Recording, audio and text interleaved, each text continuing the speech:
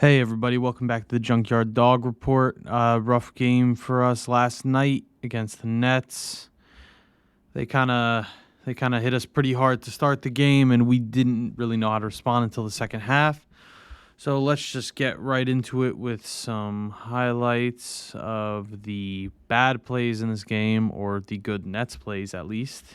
Let's run that up. Here's Kevin Durant hitting a nice three from the top of the three-point line, which he's so great at.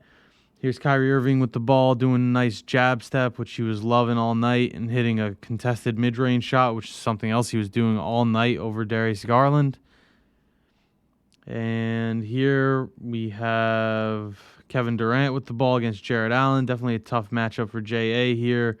And that's just a superstar making a superstar play, getting to his spot and making a nice bucket. Here's Royce O'Neal off a nice dish, hitting a three, and they were not really missing early. Here's Royce O'Neal against former teammate Donovan Mitchell, passing out to TJ Warren. Kevin Love's got to be there. He can't be closing out that late against TJ Warren.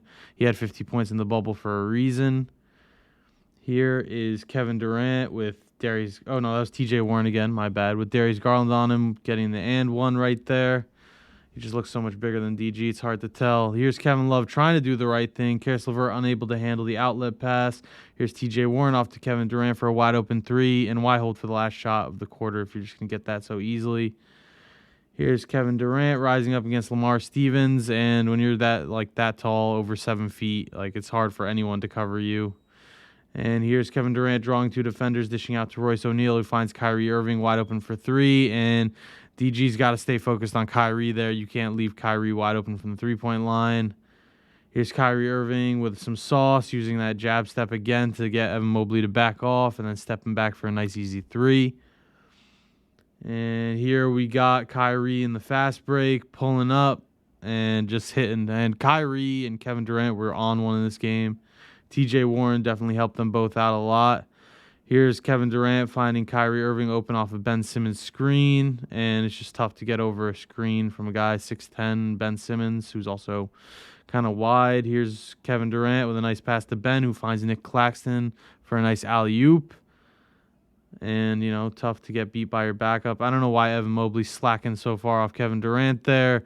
You just can't leave that guy that wide open. He's going to hit it every time. Here's Royce O'Neal out to Kevin Durant, and that's just great marksmanship right there. That's one of the best players on the planet doing his thing.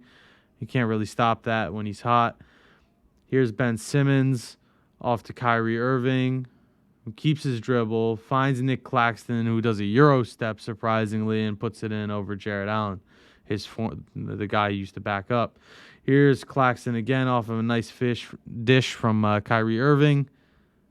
Here are the Nets in the fast break, and that's Edmund Sumner finishing on the other end off of either a block or a steal. Here's Kyrie Irving dishing off to Ben Simmons, who's a great passer, finds Yuta Watanabe, who really couldn't miss last night, hitting a three. And here we got Kyrie Irving with Karis LeVert on him. He does a nice little step back on him, gets him to jump up at him, and draws an and one play. And the Nets really had a response for anything we gave them last night. Here's Kyrie Irving with another three from deep. The Nets had an answer for every single thing we did in this game. Anytime we made it close, they had a response. Here's Kevin Durant with a three with Evan Mobley closing out on him. Doesn't matter when you're that locked in. I mean, Kyrie Irving and Kevin Durant are so automatic. Even when they're covered, they're going to make them. Here's another one with KD has a hand in his face. Doesn't matter. One of the greatest players on the planet. It's just what he's going to do. Here's Kyrie Irving with a nice step back against Donovan Mitchell, who's trying to take the challenge to help Darius Garland out. Here's Royce O'Neal to Kyrie Irving. And this is another one of those jab steps that he takes. And that's a contested three. You can see Darius Garland almost in disbelief holding his hand up there. And here we are back on my beautiful face. But it felt like anytime we tried to answer back to anything the Nets did in this game, it just wasn't enough, or the Nets had a even better response. This game kind of reminded me of a heavyweight boxing match. The Nets came in and they hit us with a big shot, and we were a little fuzzy for the rest of the first half. We had those birds flying around our heads, those stars, whatever you want to call it. And, we started this game pretty flat, and other than Darius Garland, there wasn't much offense. So for the good highlights in this game, I really just did Darius Garland and the fourth quarter because we looked good in the whole second half, but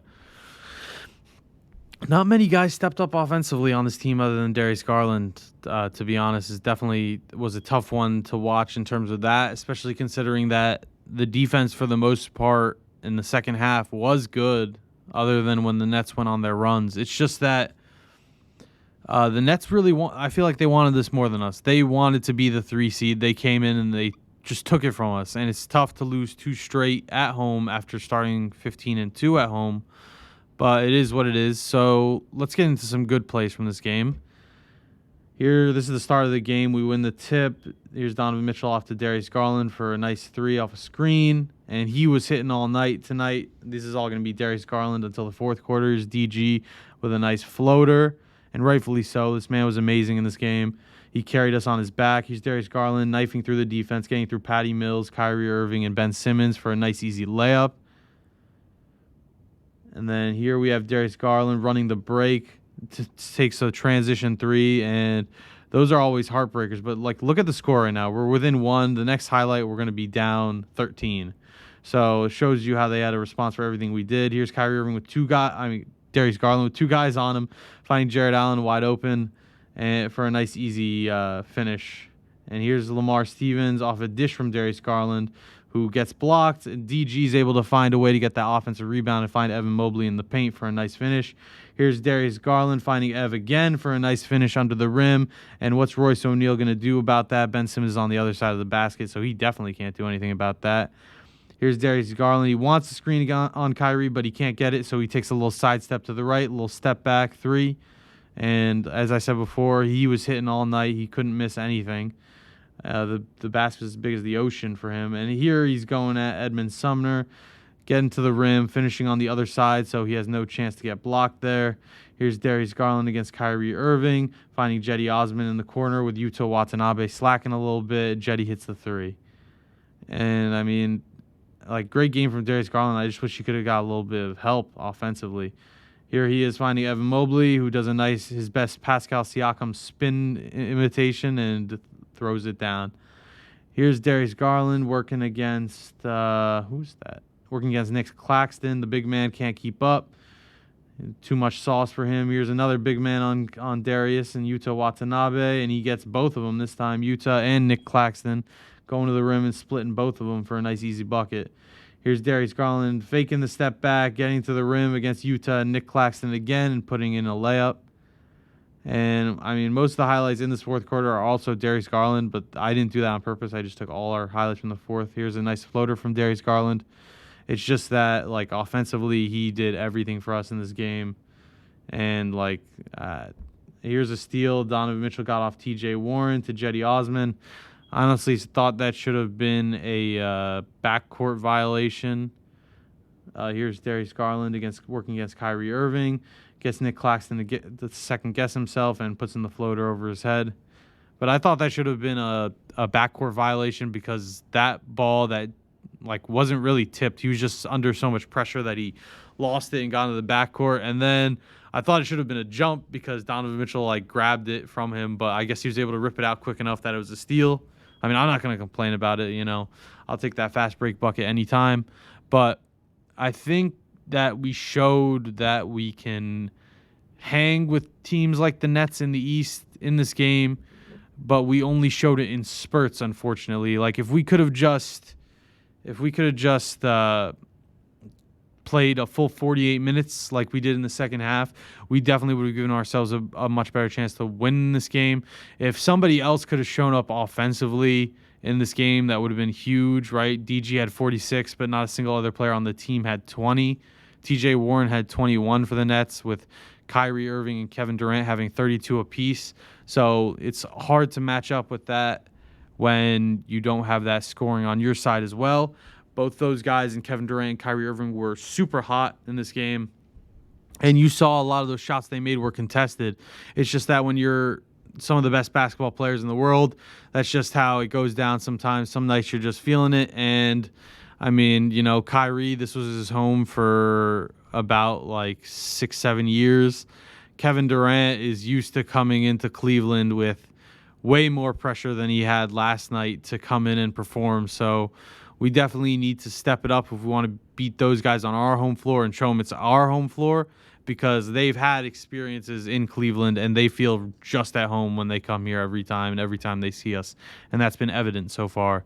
So let's go over the scoring by quarter. And this was rough for us defensively in terms of the fact that the Nets scored over 30 in 3 quarters and, close to 4. So in the first quarter, the Nets beat us 34-22. The second, they beat us 31-27. The third, we beat the Nets 30-26. And the fourth, we beat them 38-34. And so, that second half from the Nets kind of reminds me of what we did against the Bucks when we beat them by 8, where the Bucks came back out and they gave us their best shot, but we did enough to just hold on and win the game, even though we lost both quarters in the second half. I believe we might have won the fourth against the Bucks. I don't remember for sure. It's just, it's just similar in terms of the fact that we came out and we gave them our best shot, and that they were able to respond with enough jabs to hold on to the win and take the third seed from us. So let's move on to some quotes from the post-game presser. Here's something I want to say before I get into these quotes, because the exact quote I'm about to say is about to support what I think should have happened in this game. I think Isaac Okoro should have been starting. I really felt like he was starting to flourish in front of our eyes in the last 4 games that he was starting.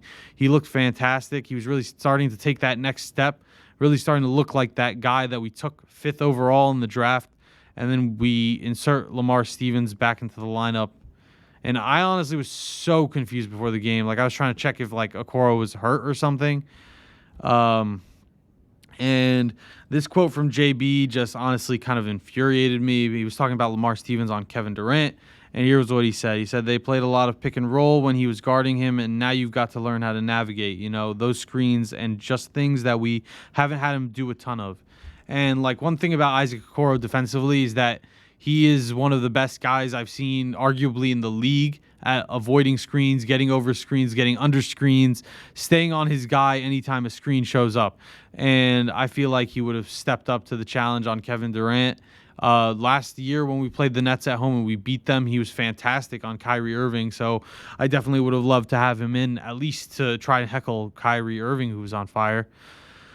I don't know. We could have had Isaac Okoro on Kyrie Irving and Evan Mobley on Kevin Durant. I guess you couldn't have both Donovan Mitchell and Darius Garland on the floor if you're going to run it that way, but it's just something to think about. Maybe put Okoro on KD, because how much is the inch or 2 inches between Lamar Stevens and Isaac Okoro really going to affect defending the 7-foot-plus tall Kevin Durant? I don't know. What JB had to say about Darius Garland's mentality was he can do the dance with anybody, and it's, again, comes down to the team, right?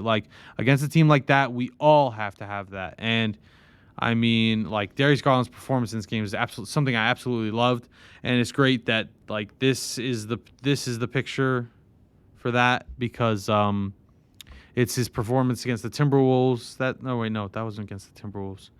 We won the game where that happened, so I take that back. Whatever. It's just that, Darius Garland gave his all last night. It was just really frustrating that he couldn't get any help. And JB said that perfectly there. The whole team has to show up like he did in this game with, this isn't just some, meaningless game in December. Maybe in the grand scheme of things, we get the 3rd seed back, and it does end up being some meaningless game in December.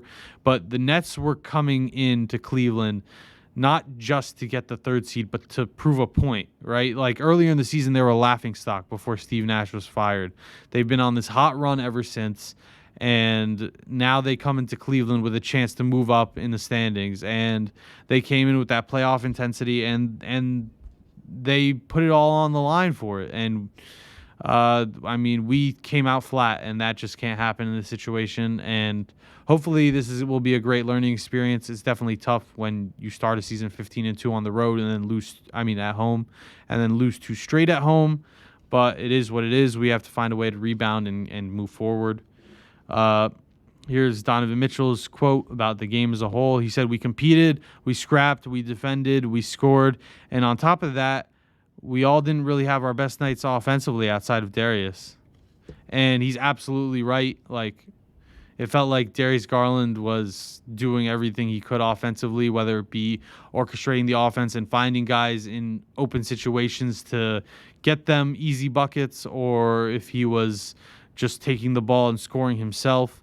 Donovan Mitchell definitely didn't have it last night. He was having a tough time. They were face guarding him a lot when he didn't have the ball, so he wasn't able to get the ball. So it was extremely hard for him every time he passed it to get it back, which is something he's not used to seeing. Like the Raptors did it against him too in our last game, and it's definitely something he has to get better at, because if it works as effectively as it has the last 2 games, then we're going to keep seeing it, especially in the playoffs. So he has to find a way to overcome that, so because we need him. I mean, he's an MVP candidate for a reason.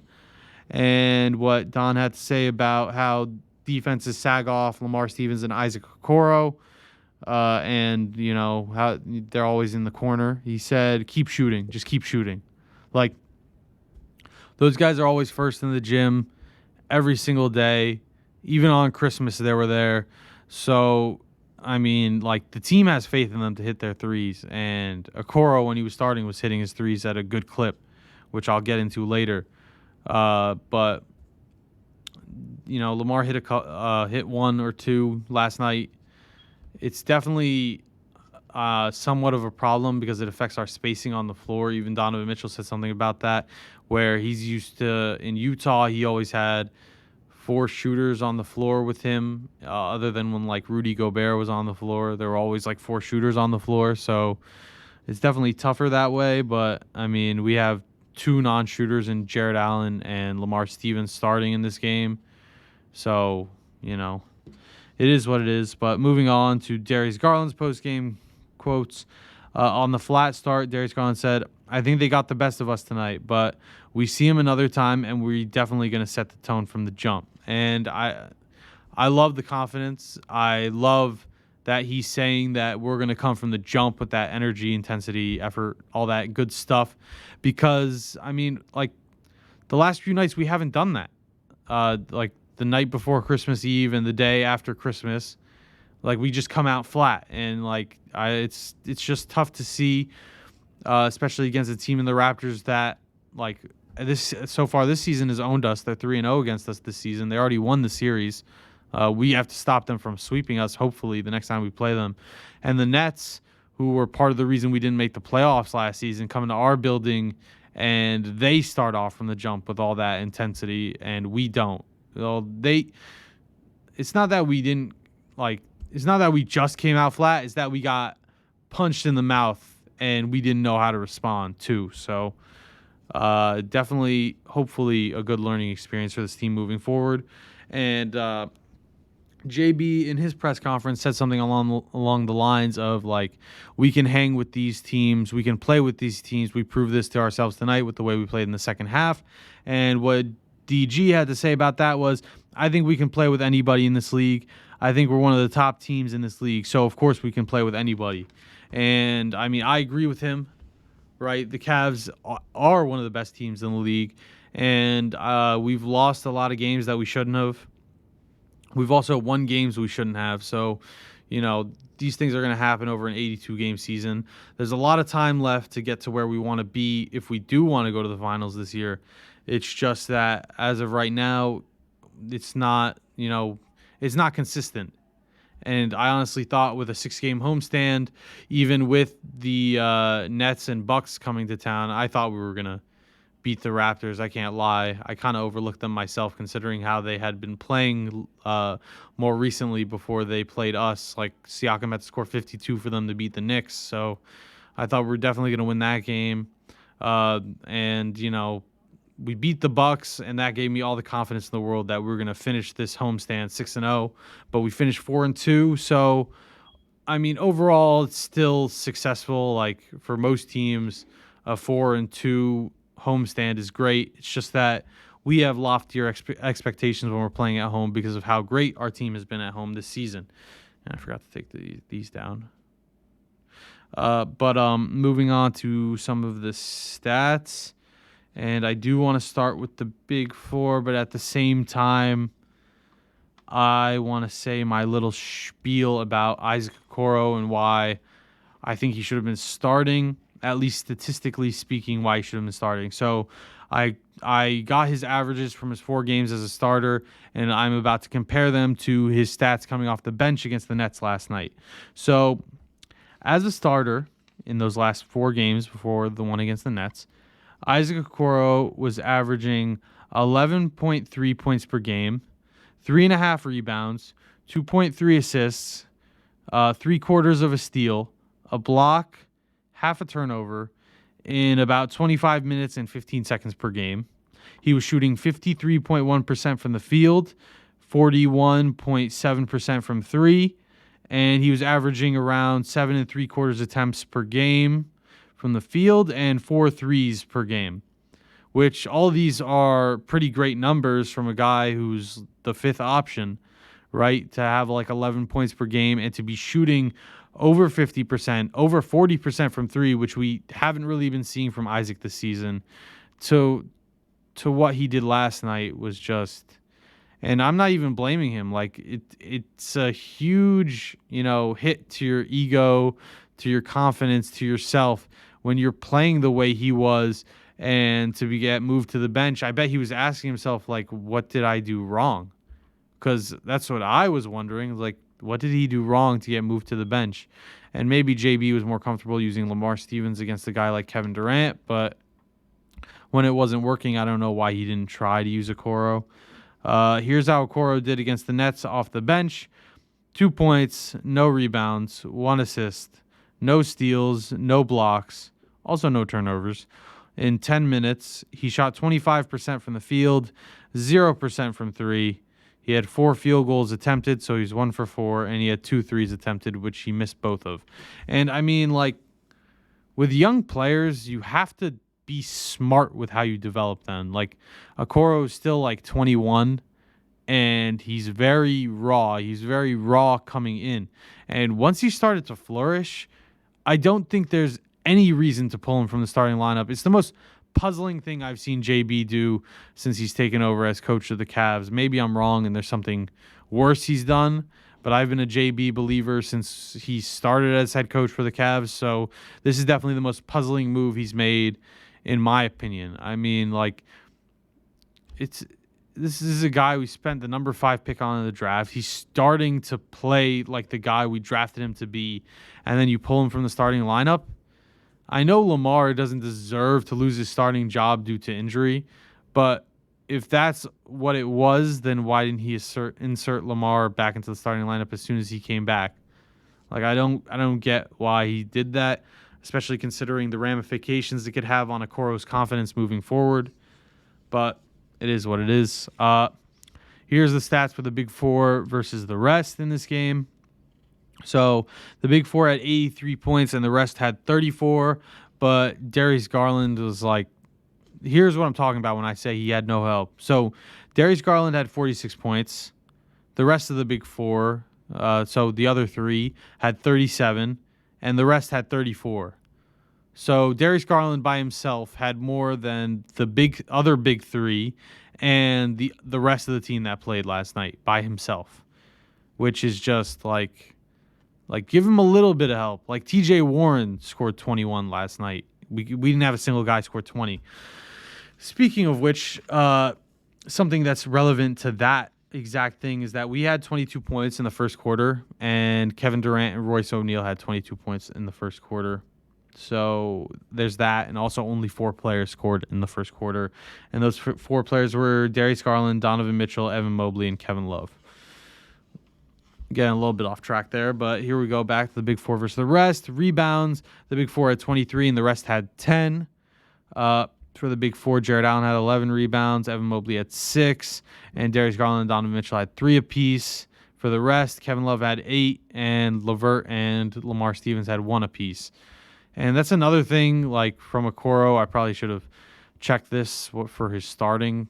He's a great offensive rebounder, very underrated. He's great at tracking the ball. And he doesn't get as many defensive rebounds because he doesn't really go for them. When you have Jared Allen, Evan Mobley, Kevin Love, who are all great defensive rebounders, like Okoro has no need to be there. He should use his speed and athleticism to push the pace in that situation. Moving on, also Kevin Durant had like 9 rebounds, so he out-rebounded Evan Mobley, which is kind of rough. I'm not saying Kevin Durant's not a great rebounder because he is, but I mean, it's more part, or should be more part of Evan Mobley's game than Kevin Durant's, who does so much already. Moving on, the Big Four had 16 assists. The rest had 5. And Darius Garland, again, like dominating in this situation. Like Darius Garland had 8 assists. The rest of the Big Four had 8 assists, and then the rest had 5. So, like, even if somebody could have just been diming other than Darius Garland last night, it would have helped him a lot, in my opinion. Donovan Mitchell had 5 assists. Evan Mobley had 2. Jared Allen had 1. Jetty had 2. Kevin Love, Isaac Okoro, and Lamar Stevens all had 1. And speaking of which, like the rest, the most had 2. Like I told you guys, Isaac Okoro was averaging 2.3 assists per game when he was starting. So definitely, I'm going to keep bringing this stuff up because I thought he was great when he was starting. I really did. Moving on to steals, the Big Four had 4, and the rest had 4. For the Big Four, they all had a steal. For the rest, LeVert had 2 steals, and Lamar and Jetty both had a steal. And I haven't said anything about LeVert yet, but he's really starting to flourish in his role. And I know he's not scoring a lot of points per game. He had like 8 in this one. He had like 6 in the last one. But he's not forcing shots as much. He's finding his spot. He's more comfortable. He's playing solid defense. I mean, like in a game like last night, would I have wanted a lot more offensively from him? Yes, because especially considering the Big Four was struggling to score. I feel like in those situations, LeVert should try to and find a way to step up and put more points, put more balls in the basket. But he's just starting to get comfortable in his role, so I'm still happy with the work he's done. For the Big Four, this is the one place where Darius Garland didn't have to carry. For blocks, Evan Mobley, Jared Allen, Donovan Mitchell each had a block apiece for 3, and the rest had none. So, can't really complain about that. It's hard to get blocks against this team when they have Ben Simmons, who's 6'10", Kevin Durant, who's over 7 foot, and then you got Kyrie Irving, who's so crafty and hard to get your hands on. And that's not even mentioning a guy like T.J. Warren, who is scored 50 in the bubble for a reason. And then you have a guy like Yuta Watanabe, who wasn't missing. Nick Claxton is probably the only guy on that whole team who was playing last night who was like the easiest to get a block on. Moving on, for the turnover numbers aren't that bad. The Big Four had 7, the rest had 5. And Evan Mobley had 3 turnovers. Jared Allen had 2. And both Donovan Mitchell and Darius Garland had 1 apiece. For the rest, Lamar Stevens had 3 turnovers. And Kevin Love and LeVert both had 1 apiece. And I'd like to mention here again that Isaac Okoro averaged half a turnover per game when he was starting. And here's Lamar Stevens doing 6 times that with 3 turnovers as starter in this game. And this is no disrespect to Lamar Stevens. I don't have an Isaac Okoro graphic, but I have a Lamar Stevens graphic. Lamar Stevens is the man. He's the quintessential junkyard dog. And when he was first named the starter, I was 110% on board with it.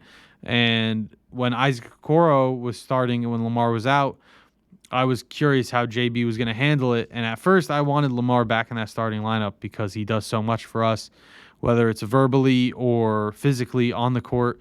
It's just that, Isaac was starting to flourish. He was really looking like that missing puzzle piece for us. So moving on to some nice, fun plus-minus stuff. Jetty led the way in plus minus in this game. He's plus 10. Something that's cool is that even though Darius Garland was in when the Nets went on pretty much all of their big runs, he was still a positive of plus 6, which just speaks to how great he played last night. And Kevin Love was the only other positive in this game, so I thought I might as well include him. He was plus 2. For the game, we shot 47.6% from the field, which was 39 of 82 overall. We shot 36.1% from 3, which is 13 of 36 overall. And we shot 86.7% from the free throw line, 26 for 30 overall. And as I always say, you want to get that field goal percentage above 50. You want to get that three-point field goal percentage over 40. And, we did great from the free throw line. Our 4 misses were from Darius Garland and Jared Allen, 2 apiece. DG, who shot 13 for 15 from the free throw line, and Jared Allen, who shot 6 for 8. And I got one more thing before we finish off. All-Star polls have opened. So I voted for Jetty Osman at my 3 here because with the whole Okoro Lamar Stevens situation is just like blowing my mind right now. And they wouldn't let me put Isaac Okoro in because he's technically a guard. So go vote for the Cavs for the All-Star game. And until next time, keep scrapping like a bunch of junkyard dogs.